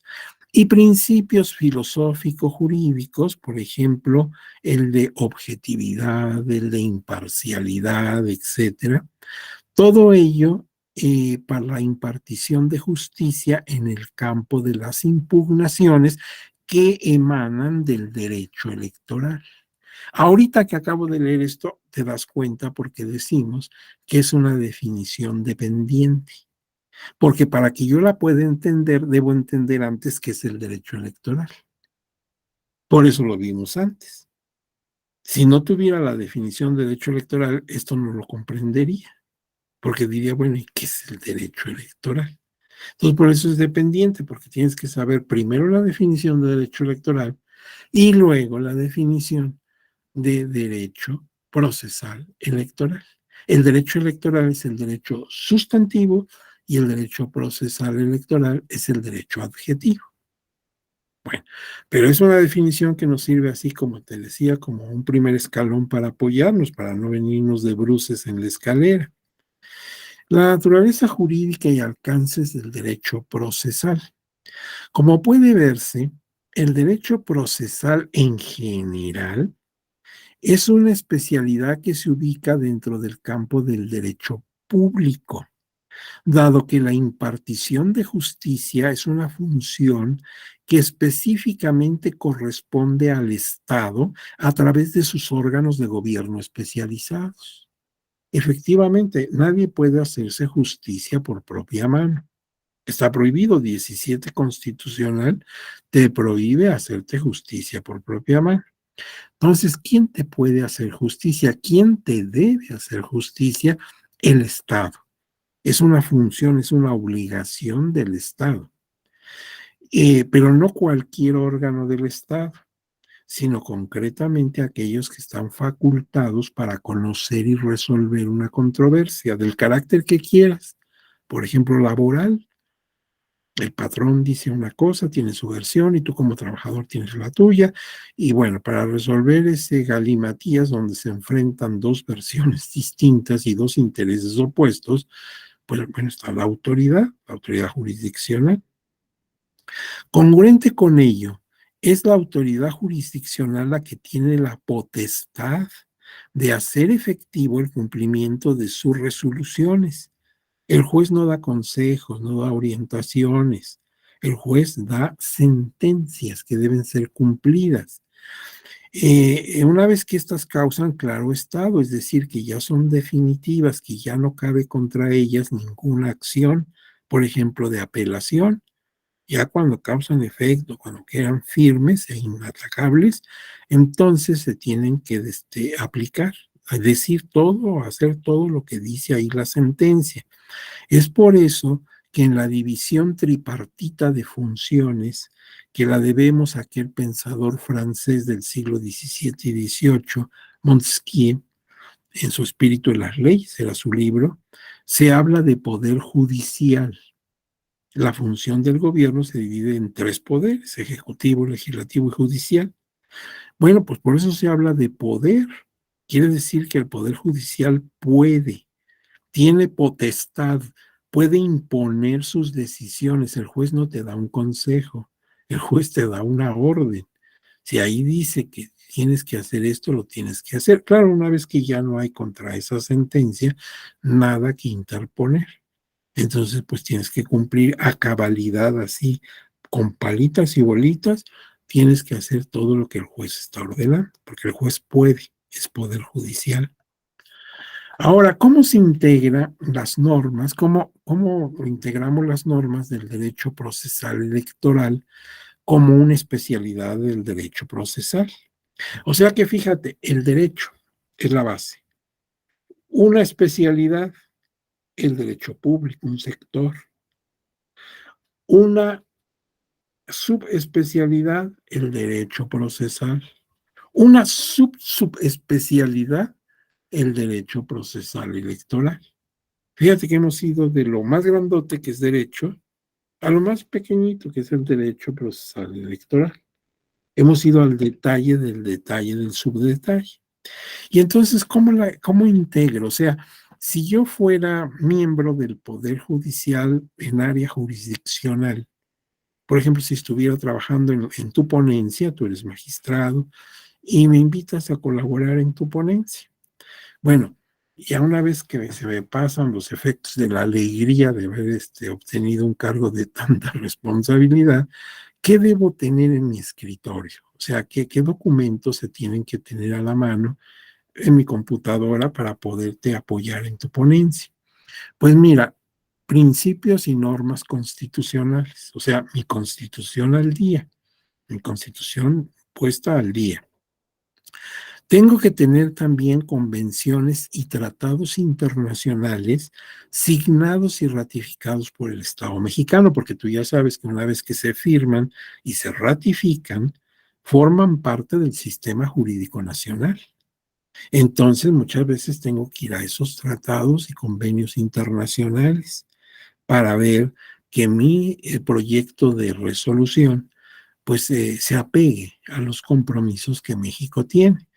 Y son muchos tratados que hablan sobre las personas de la tercera edad, que hablan sobre los derechos de las personas migrantes, que, bueno, de mil cosas. Entonces yo debo tener, pues, a la mano estas convenciones. También, claro, leyes y reglamentos, las leyes aplicables como la Ley General del Sistema de Medios de Impugnación en materia electoral, la Ley General de Partidos Políticos, la Ley General de Instituciones y Procedimientos Electorales, la Ley Orgánica del Poder Judicial de la Federación. Esos documentos deben estar en mi computadora muy a la mano para que los consulte de inmediato cuando los requiera. Tengo que tener también jurisprudencia. Es una fuente importantísima del derecho electoral, la interpretación que el Tribunal Electoral del Poder Judicial de la Federación hace sobre diversos aspectos de la ley respecto a materia electoral, claro. Y es una fuente formal del derecho, de aplicación general a todas las autoridades. Y fíjate que es una fuente muy cambiante.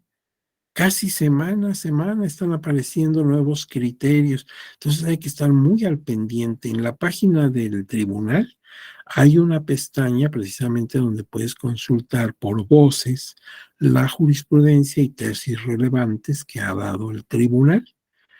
Y hay que estar al día porque a lo mejor si no tomas en cuenta la jurisprudencia, te puedes ir con la finta, con la idea equivocada de que esto es así y resulta que ya hay un criterio emitido por el tribunal. Entonces es necesario que estés siempre muy pendiente de esta fuente. Es muy cambiante. Podría, sin exagerarte, decirte que cada 8 días hay cambios, algunos muy significativos en la jurisprudencia. Y entonces, si te atienes así nada más a lo que tú recuerdas, pues puedes caer en un error terrible porque lo que tú estás diciendo ya fue superado por una jurisprudencia.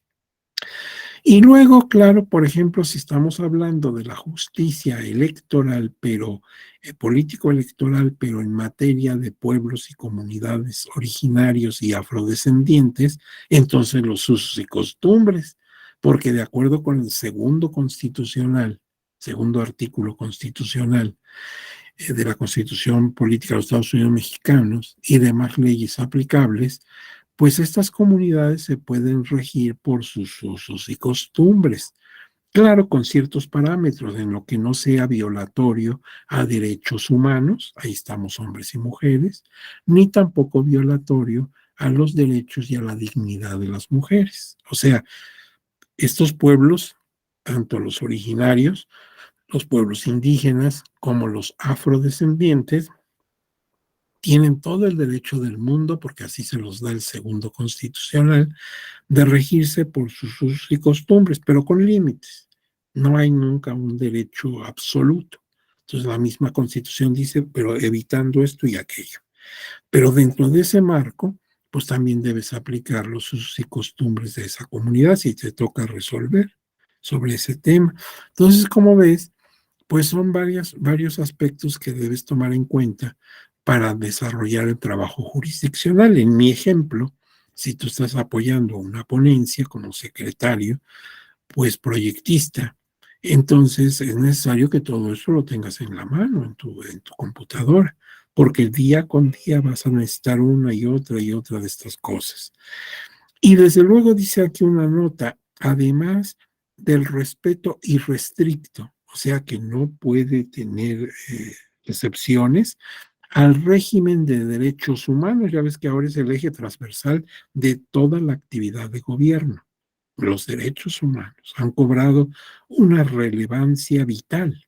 Y qué bueno, porque en muchas ocasiones hemos sido víctimas de maltratos, de violaciones a nuestros derechos, y ese tipo de situaciones no se debe presentar para ninguna persona, eso queda descartado, o sea, es obvio que nadie tiene por qué sufrir alguna lesión en su dignidad, en sus derechos fundamentales, obvio que no.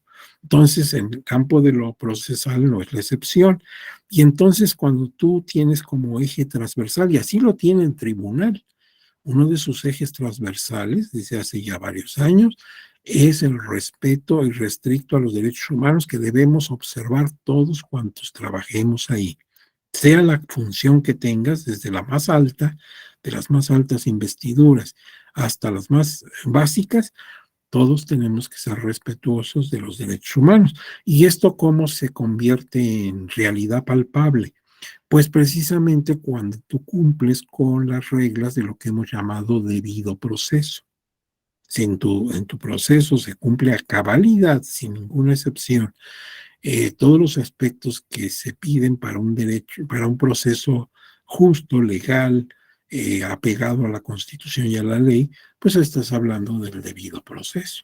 En eso debes tener sumamente cuidado, porque ni en tus actuaciones como proyectista, por ejemplo, en mi ejemplo, ni como persona cuando tengas que tratar con el público o con las personas que también trabajan en la institución, pues no puedes ser la persona que violente los derechos humanos. Eso por supuesto que no.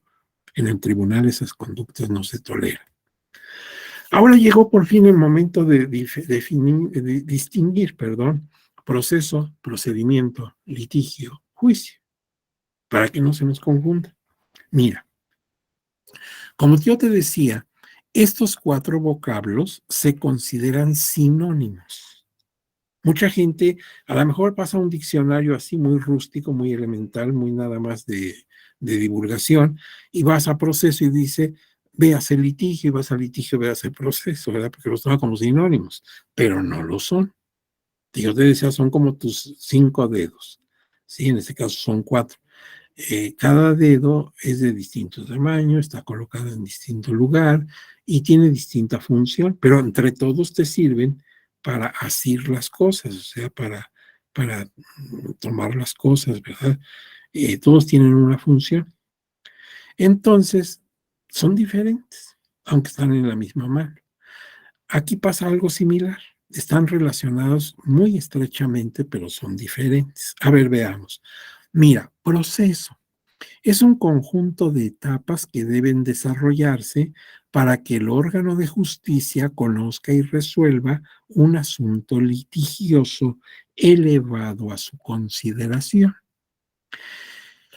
Fíjate que la palabra proceso, hacia secas, olvídate de lo jurisdiccional, implica etapas. Por ejemplo, tú dices, mi proceso educativo personal, curricular, se inició en el jardín de niños, siguió en la escuela primaria y así hasta que caminaste a tu posgrado que hiciste en Inglaterra. Entonces fueron etapas, etapas de tus estudios, ¿verdad? Y un proceso cualquiera que sea implica etapas.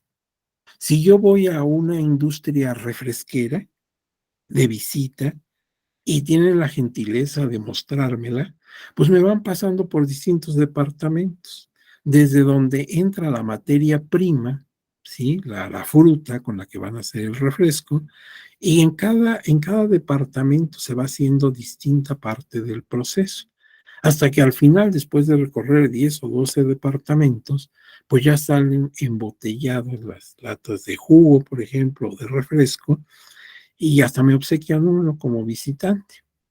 Pero para que se llegara a ese producto, para que se llegara al refresco o a la lata de jugo, pasó por varias etapas que empezaron con la materia prima. Bueno, ese es un proceso industrial. Pues aquí, en materia jurisdiccional, también tenemos que cubrir etapas. Por ejemplo, si yo quiero que se me haga justicia, me dicen, pues tienes que presentar tu demanda. Lo primero es que entregues tu demanda, incluso que la entregues en la oficialía de partes. Ahí te van a poner el reloj checador en tu copia para que se vea la hora exacta y el día exacto en que tú la interpusiste. Es muy importante para ver si estás en términos para poder, pues, impugnar. Y de ahí empieza a correr los plazos para que se den las siguientes etapas. Entonces, por ahí empezamos. Y de ahí vamos a ir caminando una serie de etapas hasta que lleguemos al final a la de la sentencia y ejecución, en su caso, de la sentencia. Son etapas. A eso le llamo proceso en materia, claro, jurisdiccional. ¿Y qué es el procedimiento? Ah, el procedimiento es un conjunto de requisitos de fondo y forma que deben complementarse en cada una de las etapas de un proceso jurisdiccional. Por ejemplo, yo sé que la primera etapa es la presentación de la demanda, interponer mi demanda. Llego a la oficialía de partes y digo, fíjese usted que quiero demandar esto. Me dice, no, así no. Tiene que ser por escrito. Oiga, pero aquí lo dice, vea usted, la demanda se presenta por escrito, no es verbal. Entonces, pues ese es un requisito de forma, ¿sí? Luego presento mi demanda y digo, fíjese, señor juez, que vengo aquí a pedir justicia, a clamar justicia, porque nosotros nunca recibimos justicia. Y le hago un discurso ahí sensacional de 20 páginas, donde me quejo de la situación actual y la situación histórica y la marginación, y nunca le dije de qué me quejaba. Bueno, me dicen, oiga, aquí no tiene usted agravios, no está usted peleando nada. Este es un discurso, esto está bien para que lo diga en el kiosco afuera del tribunal, ¿verdad? Para la gente que va pasando. Pero esto a mí, ¿qué? ¿Yo qué puedo hacer con esto? No, le falta fondo. Déjese de discursos y dígame concretamente los hechos, ¿qué le pasó? Y luego dígame en qué le agravian esos hechos. Y todo eso tiene que traer su demanda. Entonces, mire, pues busque por ahí alguien que le asesore, o aquí mismo tenemos personas que lo pueden orientar, porque una demanda, pues tiene sus partes, usted debe entregarlas. Si no, aunque tenga razón, pues nadie sabe que la tiene porque nunca dijo nada. Ahí son los procedimientos, los requisitos de fondo y forma que hay que llevar en cada etapa, ¿sí? no, no cualquiera. Imagínense que llega el momento de la sentencia, recibo una comunicación del juez, dice, ya tengo la sentencia de ustedes. Espero a usted y a su demandado en el restaurante fulanito, en la zona rosa, y se los voy a dar a conocer. ¿Cómo? Eso no, así no se hace, no. Tiene que ser por escrito, tiene usted que notificar vía actuario. No, no, no, no, no, por favor, ¿cómo que eso es lo que nos vamos a comer? No. Entonces, hay que cumplir con requisitos. Unos son de fondo y otros son de forma. Pero entonces ya no fue lo mismo proceso, que eran etapas, a procedimiento, que son los requisitos que hay que cubrir en cada etapa. Están relacionados, pues son distintos. Fíjate en esto, el proceso jurisdiccional tiene sus etapas y los procedimientos, los requisitos. Por eso tenemos un código proceso un código de procedimientos civiles. Ahí están precisamente los requisitos que hay que cubrir en las etapas. Hay un código de procedimientos penales y así, así. Ahora, ¿qué es litigio? Bueno, para poder ver qué es litigio, te diré que esta palabra viene del latín litis, que significa controversia, significa dificultad, enfrentamiento. Tú tienes una versión y yo tengo otra. Alguno de los dos estará equivocado, alguno de los dos estará en lo justo. Litigio es un conjunto de puntos controversiales que defienden en sus posiciones las partes contendientes en un proceso judicial. Yo presento mi demanda y digo que pues resulta que presté tal dinero a una persona, quedó que me pagaría tal día y pues no me ha pagado.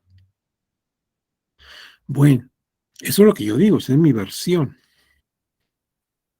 Pero ahora hay que correrle traslado al demandado para que sepa que lo estamos demandando y que aduzca lo que a su derecho convenga.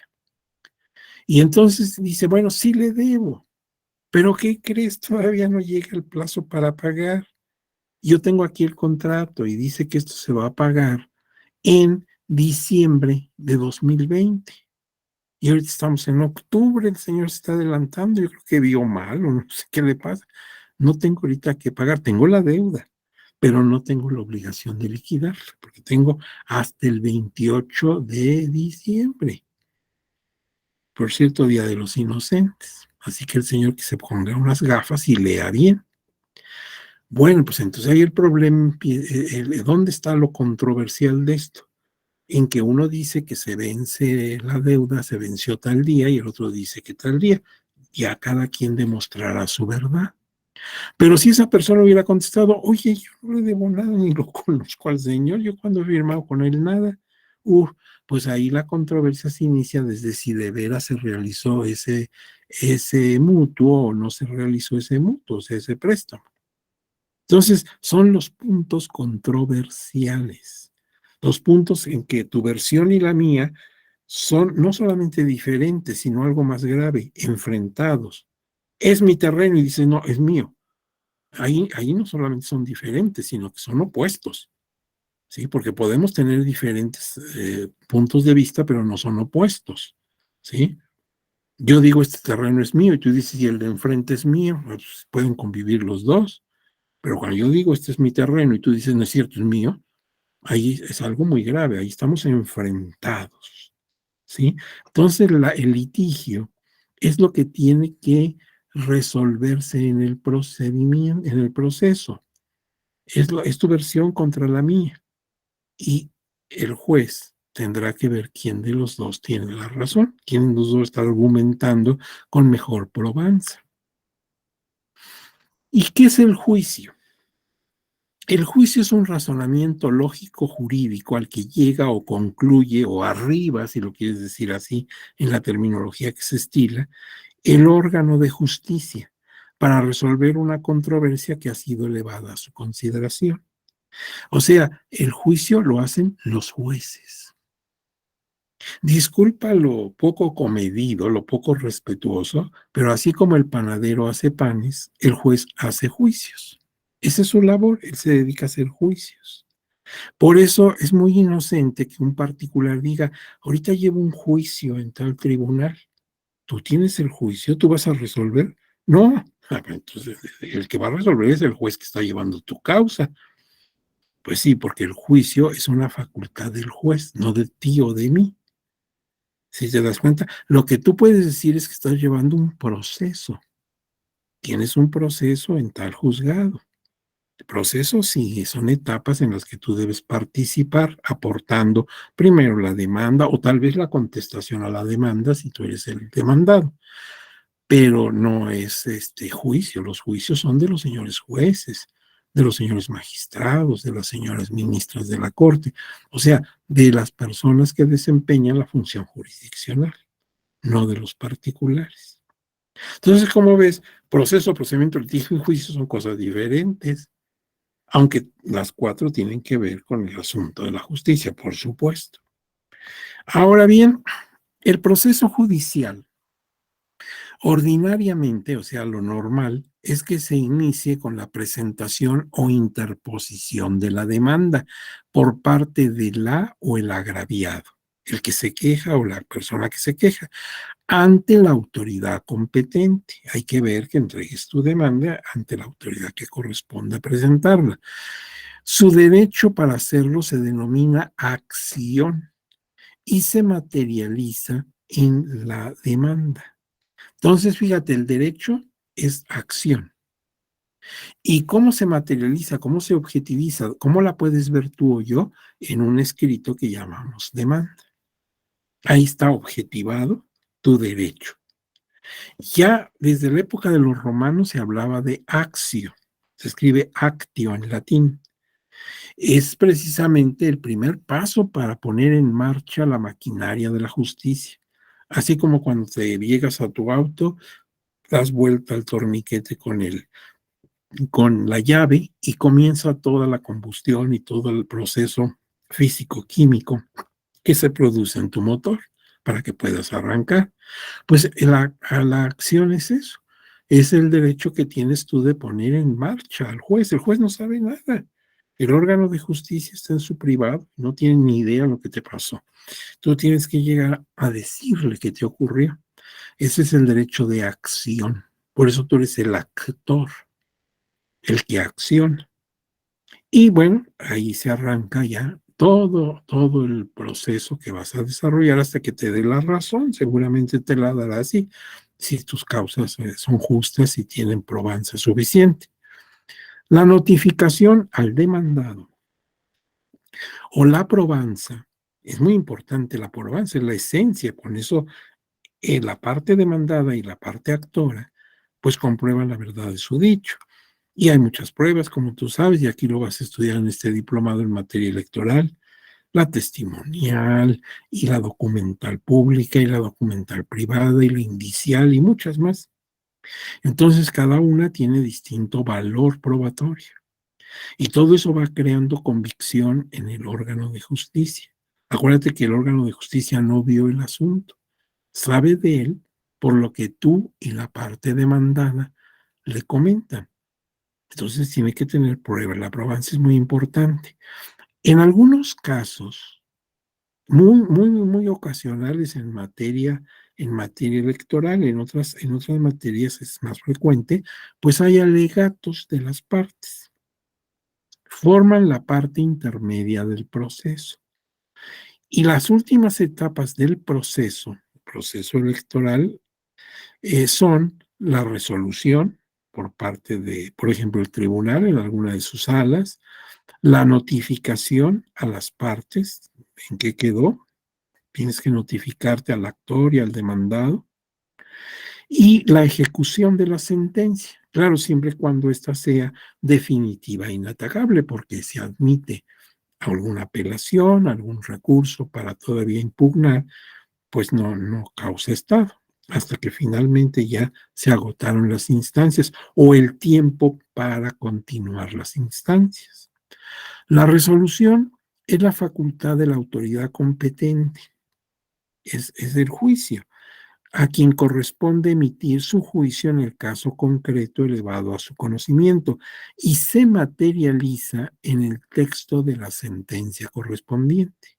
Así como tu derecho de demandar justicia es tu derecho, la acción, y se materializa en tu demanda, bueno, eh, el juzgar, el hacer el juicio es una facultad del juez, del magistrado o juez que va a determinar.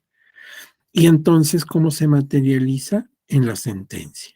Ahí está el documento. Lo tienes en página electrónica o lo tienes en físico, en papel, y ahí puedes leerlo, subrayar lo que te interese, en fin, es el documento en donde se materializa a qué llegó el juzgador. Ahora bien, definición de proceso, algunas definiciones de proceso que ofrece también el doctor Flavio de distintos autores. Por ejemplo, de Eduardo Couture, uno de los clásicos del derecho procesal. Él dice, podemos definir el proceso judicial. Acuérdate que el proceso es un conjunto de etapas y lo mismo ya hablamos de un proceso industrial, por ejemplo, ¿sí? No, este es un proceso judicial. Podemos definir el proceso judicial como una secuencia o serie de actos que se desenvuelven progresivamente con el objeto de resolver mediante un juicio de la autoridad el conflicto sometido a su decisión. Fíjate esto que nos dijo Couture, que es un autor de hace muchos años, pues tiene sentido. En primer lugar, ya sabemos que está hablando del proceso en materia de justicia judicial, que además se viene en ello a resolver mediante un juicio de la autoridad. El juicio lo tiene que hacer la autoridad, no lo hacemos los particulares, por eso es incorrecto decir, estoy llevando un juicio. No, si no eres juez, no estás llevando nada. El conflicto sometido a su decisión. Y otra definición, en este caso la señala el doctor Flavio Galván Rivera, es de él. Dice, proceso es el conjunto sistematizado de hechos, actos y procedimientos jurídicos de las partes directamente interesadas, de los terceros ajenos o vinculados a la relación sustancial, sustantiva y o procesal, y del órgano jurisdiccional competente, cuya finalidad consiste en resolver, mediante la aplicación del derecho, un conflicto de intereses de trascendencia jurídica calificado por la pretensión de una parte y la resistencia de la otra. El demandante quiere una cosa y la autoridad responsable, por ejemplo, pues niega que esto haya ocurrido y que tenga que hacer aquello. Y será el juzgador, será la sala superior la que determine, bueno, quién tiene razón y qué es lo que procede. Como ves, pues con palabras más o palabras menos, se dice lo mismo en esencia. Y tienes aquí definición de proceso, otra definición que también da el maestro, el doctor Galván, en alguna otra parte de sus obras. Es el conjunto sistematizado de hechos, actos y procedimientos jurídicos del órgano jurisdiccional, las partes y los terceros para resolver un litigio mediante la aplicación del derecho. Efectivamente, como lo vas a ver en este diplomado, las partes van a ser en un proceso judicial electoral el demandante o actor, ¿sí? Que le llamamos promovente, la autoridad responsable, algún órgano, por ejemplo, del INE, uh-huh, y un tercero o tercera interesados.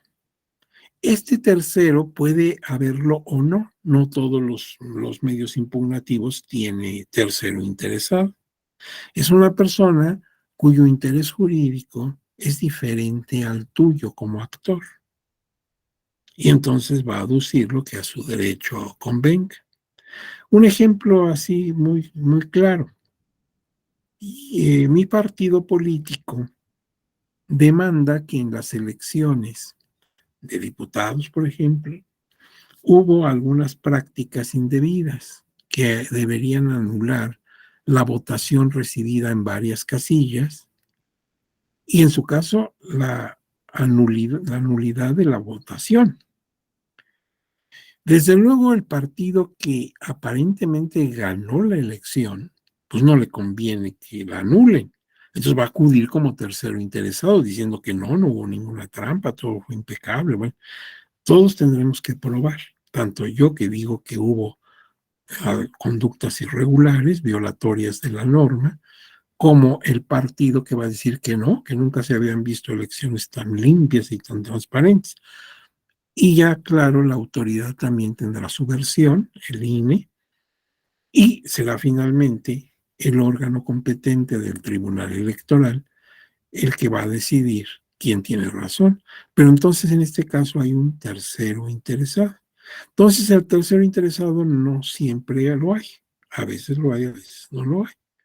A esto se refiere el doctor Flavio cuando habla de que las partes y los terceros interesados. Y litigio, Carneluti nos da esta idea de litigio. Llamo litigio, dice él, al conflicto de intereses calificados por la pretensión de uno, de los interesados, y la resistencia del otro. O sea, como ves, es un choque de versiones, es un choque de intereses, son puntos de vista controversiales. Como yo te decía, este es mi terreno, y tú dices, no, ¿cómo va a ser suyo? Ese es mío. Bueno, a lo mejor tú tienes razón, o a lo mejor la tengo yo. Y a lo mejor no porque tú seas una mala persona, sino porque a lo mejor estás confundido, ¿sí? Todo eso se va a aclarar en el tribunal, pero el litigio viene de litis, que es controversia. Cuando algo está en litigio es que está en controversia, que hay dos versiones encontradas, enfrentadas, con intereses distintos. Porque a veces los intereses pueden ser distintos, pero no necesariamente controversiales. Por ejemplo, tú quieres pues terminar tu diplomado y que te den tu diploma. Y a lo mejor, como ya estaremos terminando el año, yo quiero irme a la Dominicana, a Punta Cana, a pasar el invierno. Pues tú puedes pasar tu diplomado y yo me puedo ir a la Dominicana, no tiene nada que ver. Son intereses distintos, pero tú puedes salirte con la tuya y yo con la mía. Pero si tú dices, este es mi terreno, yo digo, no es cierto, es mío, ahí está muy grave porque no son diferentes nuestras versiones, sino que, ¿crees? Opuestas, o tú o yo. Esa es la litis. Ahora bien, definición de litigio ahora de Castillo, Niceto Castillo y Alcalá Zamora.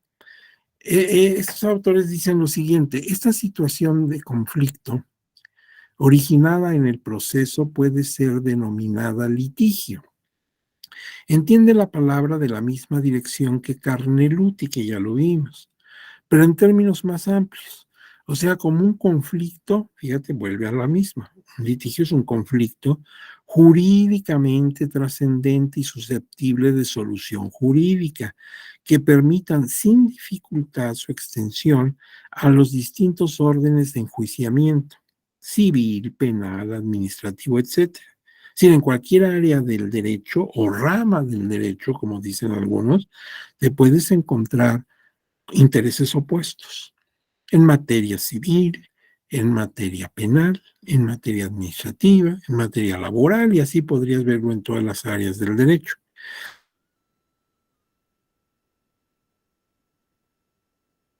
Procesal producido el litigio o conflicto entre dos esferas contrapuestas de intereses. Cabe que se solvente por obra de los propios litigantes o mediante la decisión imperativa de un tercero. Porque recuerda que hay casos que se resuelven sin necesidad de llegar hasta el alto tribunal. Y sobre todo ahora en nuestros días se ha pues digamos, aumentado, se ha hecho más palpable la intervención de componedores, ¿sí? De gente que presta sus buenos oficios para llegar a un arreglo, lo que llamamos, por ejemplo, arbitraje o amigable composición, etcétera. Cada vez son más los asuntos que se tratan de resolver sin llegar hasta la instancia judicial. Por ejemplo, en materia familiar es muy frecuente encontrar, pues, esas personas que tienen una enorme experiencia, que están avaladas, pues, por la autoridad judicial y que nos incitan a que, pues, lleguemos a un buen arreglo. ¿Para qué llegar a un litigio donde nos desgastemos todos, nos causemos ofensas y cosas así? Sí, bueno, podemos resolverlo de una manera amigable. Finalmente somos vecinos, o somos amigos, o somos compañeros de trabajo, o somos cónyuges. Entonces, ¿para qué acabar a canastazos si podemos hacerlo civilizadamente? Y ni yo te daño, no te ofendo, no te molesto, ni tú tampoco. Como dos personas civilizadas arreglamos nuestras diferencias. Pero claro, necesitamos esa amigable composición. Incluso en materia electoral ya se da esa amigable composición. En algunos casos que es posible llegar a un acuerdo en el que las partes pues no lleguen hasta el mundo del litigio.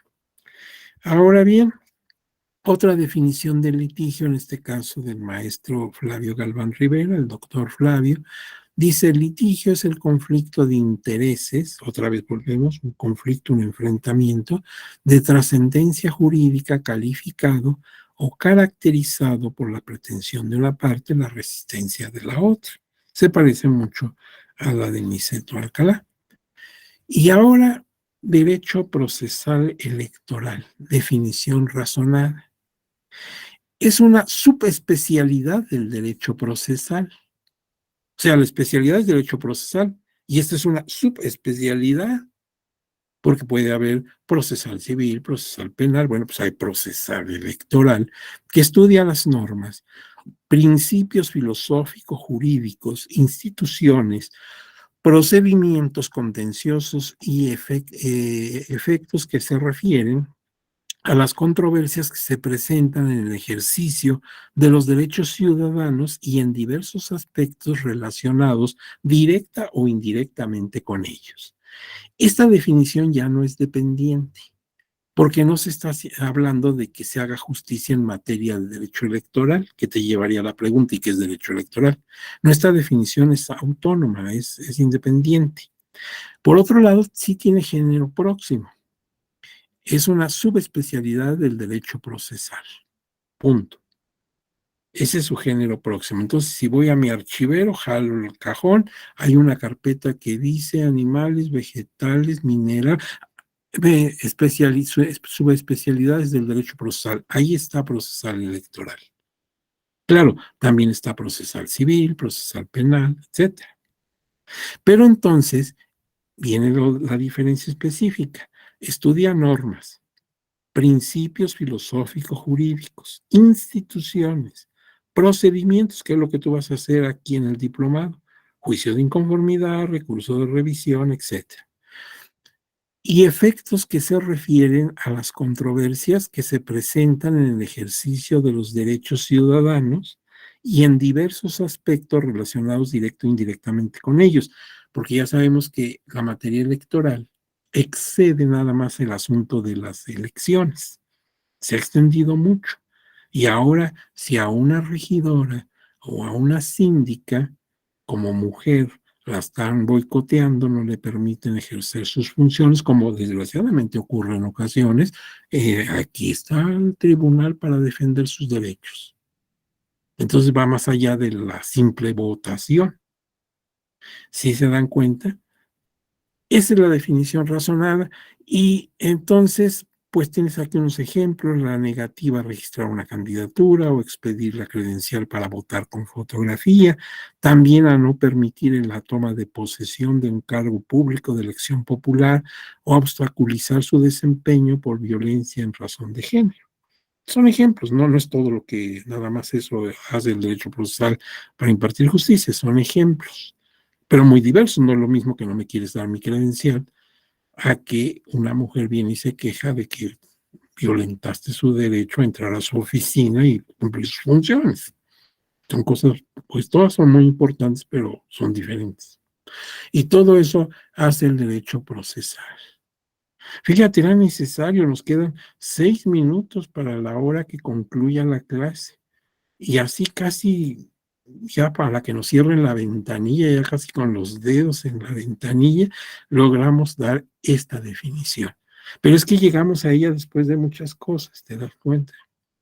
Entonces, mira, yo voy a dejar de presentar ante ustedes esto, y en la próxima clase hablaremos del otro tema, del de la acción en materia electoral y la acción constitucional. Y vamos a ver en qué se distinguen, en qué se parecen, en fin. Pero ahorita ya tenemos la mitad del asunto. Bueno, al menos nos falta menos que hace 2 horas, ¿verdad? Entonces, mira, dejo de presentar si ustedes me dan oportunidad y pues estoy a lo que ustedes digan, si tienen alguna pregunta, algún comentario, pues lo podemos contestar. En caso de que de momento no se acuerden o no tengan alguna idea, pues tampoco se preocupen, en la próxima clase pues lo pueden plantear, no importa que haya sido la clase anterior. Eso para que no se pasen el fin de semana con la angustia, ay, no le pregunte. No, no puedes preguntar de todas maneras. Y acuérdate que la presentación va a ser para ustedes el lunes, pues nos vamos a ver por la tarde-noche, el martes te estará llegando la presentación. ¿De acuerdo? ¿Alguna duda, alguna inquietud? ¿No? Porque ya faltan, creo que 5 minutos.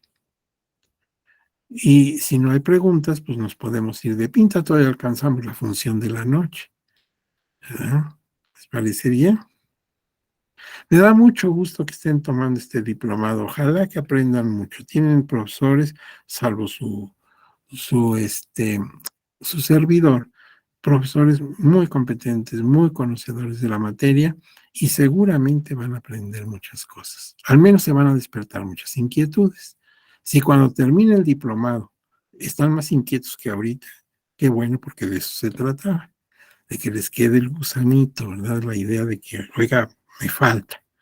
Qué bueno que les falte para que sigan metidos en la temática. Pues si no tienen alguna pregunta, pues nos queda si nos autoriza nuestro, nuestro ingeniero, no sé si aún esté por ahí, nos queda pues Estamos, despedirnos. doctor. No hay Sorry. ningún, ajá, ay, mire usted, qué gusto saludarlo, ingeniero. Igualmente, doctor. ¿Cómo está? Pues todo bien. Ingeniero, ¿no tiene usted ahí en su chat algunos pendientes? Tenemos, no los alcanzo a visualizar aquí, pero los voy a abrir desde. No, parece que no No hay. alcanzo yo que tenga. Bueno, pues entonces, si usted nos da permiso, nos podemos retirar. Por supuesto, doctor, cuando usted me diga, ya voy cerrando la grabación. Le doy desde aquí un abrazo muy fuerte de esos que duelen, ingeniero, y le deseo